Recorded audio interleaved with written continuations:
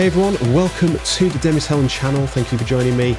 We're going to talk about trance bass in this, and we're just going to go a little bit more relaxed with these videos and just listen to the sounds and use none of processed stuff. So it sounds a lot better in that way.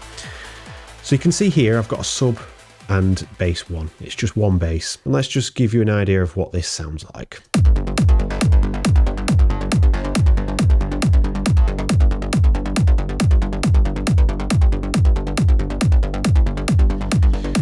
So you can hear that we've got that classic trance, sort of rolling bass, and you can see the plug-in chain is relatively simple. It's in its early stages, but I thought let's show you what is happening here to get a good sound from the get-go. And in context, we've just got a bit of a melody here, just excuse the crudeness, but this is just to give you an idea over here.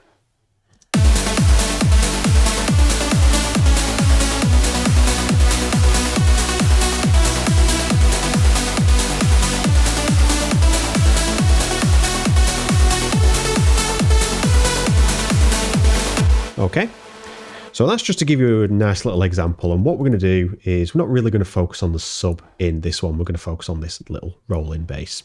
And we're going to start with the preset design, so turn everything off again, including that EQ.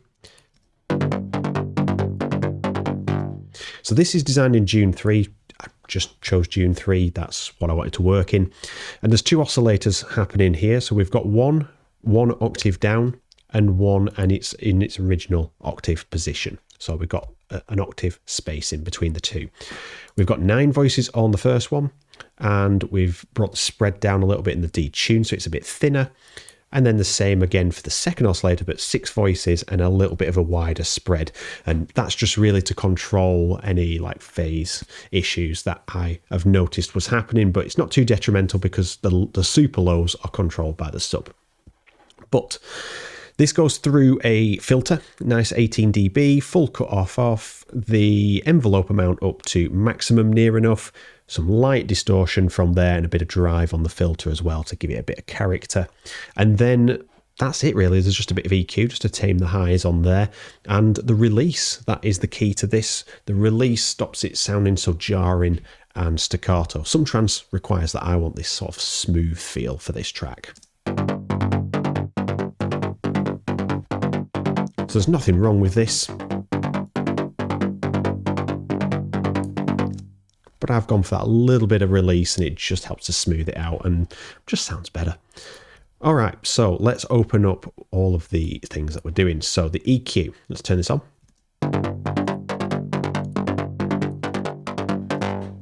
So first of all, you can hear there's a low cut and a high shelf boost. That's just to bring presence into it. I know I've cut it in the actual synth, but I wanted to be able to control it in the processing stage. It's just how I like to work. And then the rollout on the lows to make sure that's no conflict with the sub, obviously. That's it. That's all that's happening with the EQ. Nothing too spectacular. But let's take a look at what we're doing in the effects chain. So we have some saturation. We have volume shaping.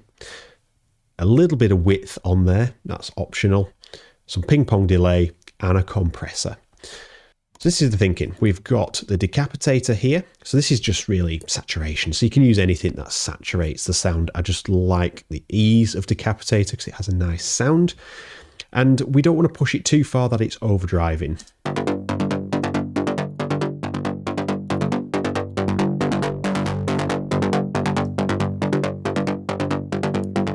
So I've gone for about 2 to 3 on there on the drive, and I've just left it on A, and I haven't really touched these controls here at all. But if you need to, that's what they're there for. I've just gone for a little bit of extra saturation just to fill it out and make it sound thicker and bigger than what it is. And that's going to sort of progress through the chain as well. That's going to be heard. I'm going to skip LFO tool for now, jump into wider. This is optional, but I've just added a little bit of width here.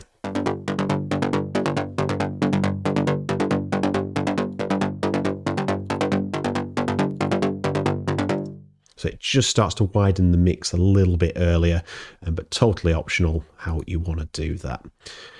Then to loosen it back up, so the sound volume shaping, should we say, it takes away the edge of the release of the bass in the earlier parts. So just listen to this.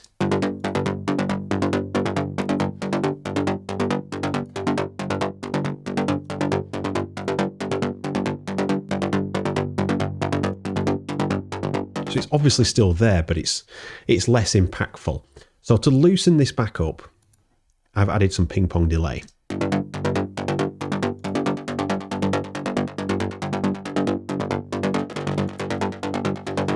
And I'm just using eighth notes. You could use eighth dotted if you wanted to. You could use ping pong delay, but have two separate synced time signatures. So you could have eighth notes and eighth dotted if you wanted to mix it up. I've just gone for the basic eighth notes here. Little bit of a low filter on there and high filter. I've just done that to how I want to hear it. I haven't done it to any specific specification because that doesn't exist. And then we have the mix dial to about 34% and the feedback around 44%, again, by ear. And if it sounds a little bit too intense, because when the compressor's put on, we can just dial it back if need to. And then speaking of the compressor, here we are with compression. So I'm just going to bring these here and here so we can see it all.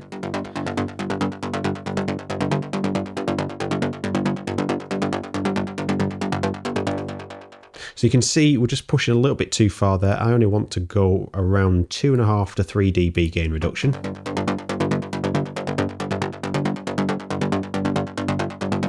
So there's obviously other things we can do to mitigate how this sound is working. You can see it's pushing a bit harder on the compressor in places. There's plenty of things we could do. We could use clipping on there just to make sure that we've got them nicely clipped. We could have a compressor at the beginning and just make sure that it's a little bit more smoothed out. Really is dependent on the workflow that you prefer. But with that just gives it a little bit more of a sort of continuity, a glue to the sound.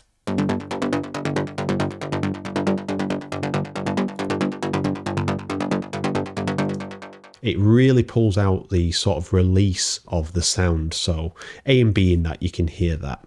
And then finally, we can just tame this down if we want to.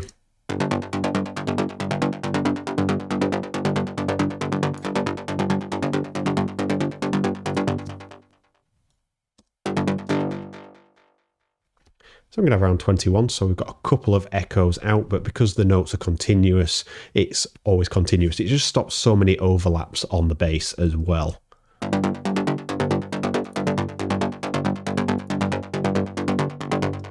And that's it really. If you're serious about making music, you're going to be buying into some of the plugins that make sense. And I'm not saying that you have to buy Decapitator or LFO Tool. There are other tools out there, and it's really dependent on what you want to use. There are free options, but sometimes you just have to step over the line just a little bit to get some of the plugins. So I tend not to use them in my tutorials just so people can follow along, but in reality, you are going to be using these plugins, just like the synths as well. So finally, we have this.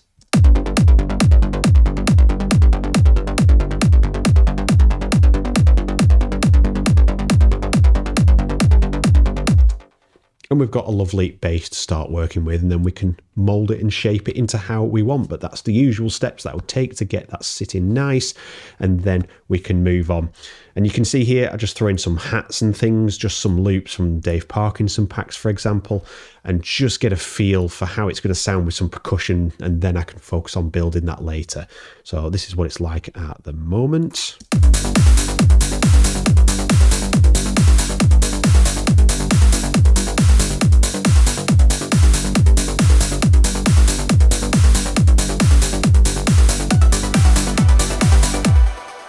So there we are. That brings us to the end of this tutorial.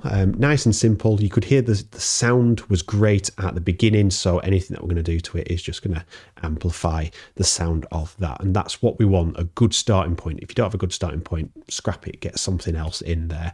Make sure you have a good selection of presets to pull from.